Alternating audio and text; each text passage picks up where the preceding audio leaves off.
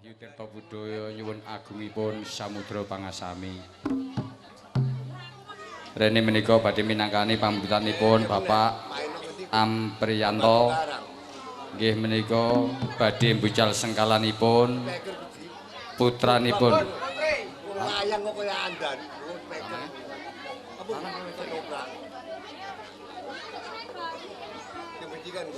Hana Alisa Almaira. Rene genduk menika nandang sengkala ingkang lairipun menika nyarengi tabuh rolas utawi beduk menika kang dipun wastani tiyang gadah sengkala nggih menika julung sungsang.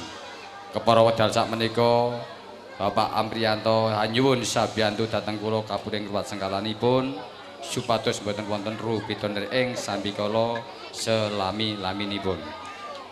Barongan.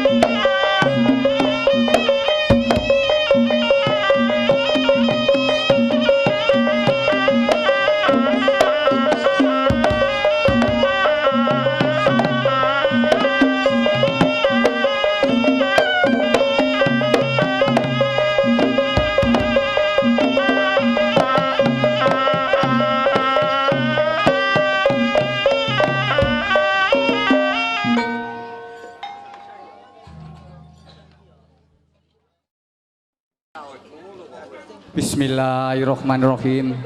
Assalamualaikum warahmatullahi wabarakatuh.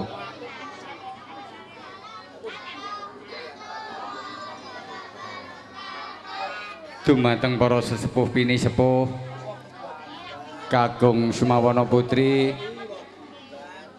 ingkang sampun pinarak ingkang prayogi wonten sak ngandhapipun tlatah Krambat Jinaturata sedaya kemawon dipun tepangaken nami kula Pak Bu. Nami kula menika Raden Pentul. Raden Pentul pawongan saking negari Tanah Arab. Rene kula saking Tanah Arab dumugi wonten ing Tanah Jawa. Kula menika pinangka dados dutanipun tokoh agama Islam wonten ing negari Arab. Kapurih Raden Pentul mbabaraken agama Islam wonten ing Tanah Bulu Jawa, wonten ing tlatah Demak Bintara. Rene kula menika sampun kasembatan anggen kula mbabarake agama Islam wonten ing Tanah Jawa. Alhamdulillah, Bu. Sejarah Tanah Bulu Jawa nalika semonten, Bu.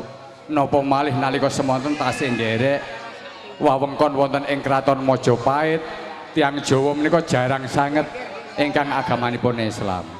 Dados Raden Pentul gegayuhanipun menika badhe mbabaraken agama Islam wonten ing tlatah Kadipaten Demak Bintara. Rene menika sampun kasembadan kelampahan alhamdulillah ing Tanah Bulu Jawa menika sampun ngrembaka anggenipun agama Islam. Ning kula menika nate janji kali gegandengane kula. Janjine kula mbem sakwise aku ning Tanah Bulu Jawa aku ki dadi dutane tokoh agama Islam ana ing negara Arab, kapurih mbabarake agama Islam. Ning iki ya wis bisa kasembadan, janjiku marang kowe iki tak tekake ana ing Desa Bajin. Nah. Nyuwun sewu senajan Raden Tembem niku saking Tanah Arab. Raden Tembem niku nek sing teng Tanah Arab niku naminipun Syekh Subakri, Pak. Nek Raden Pentul menika Syekh Subakir.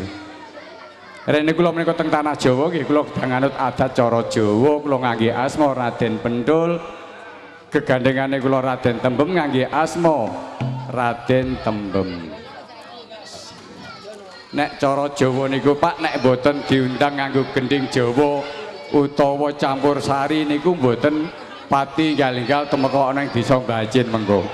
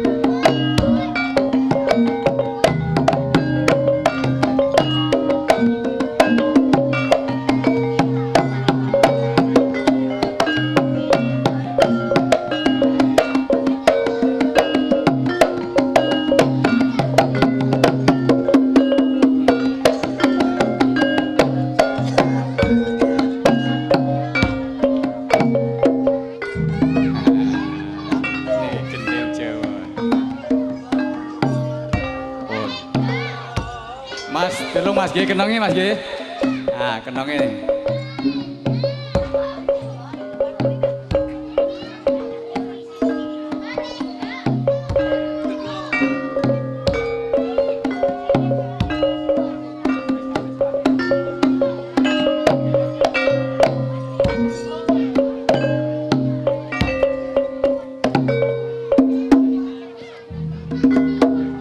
Tak undange nganggo gending campur sari coba. Ben teko ngono lho. Ya. Kene iki tak bawani sik.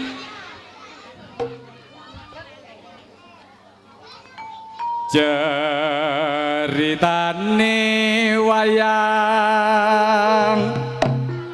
Jawi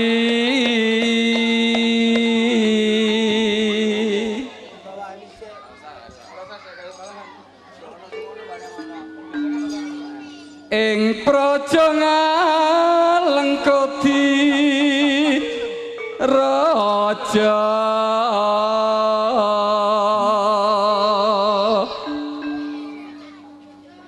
Rahwana raja arane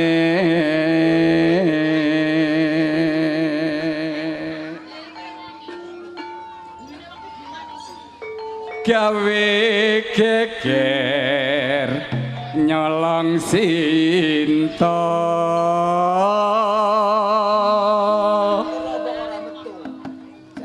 Anoman tancut tumandang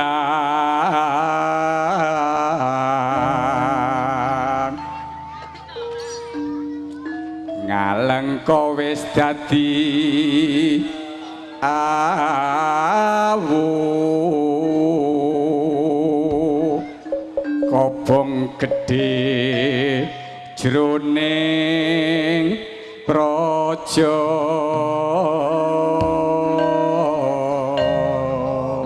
yo ceritane wayang Ramayana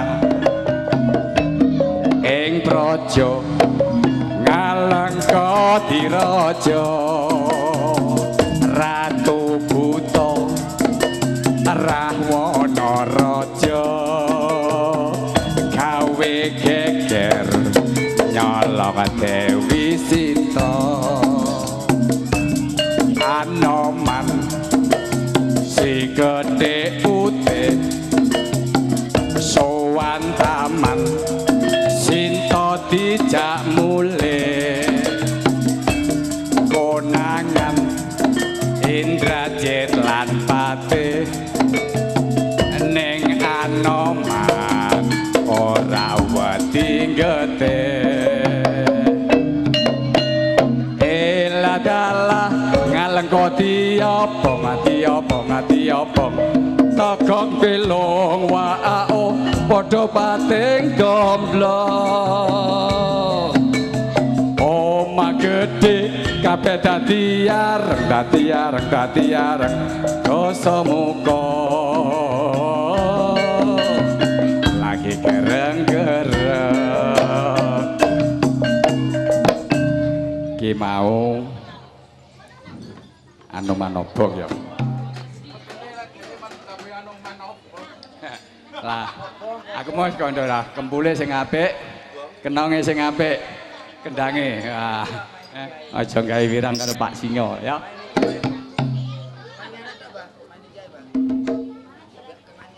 bisa ora gawe gedhe-gedhe campur sari saged so ya masuk seprene nggonku ngenteni janji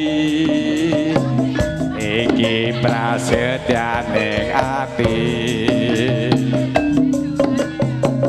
kadung tresno mring sliramu bocah ayu ra eling dina lan wektu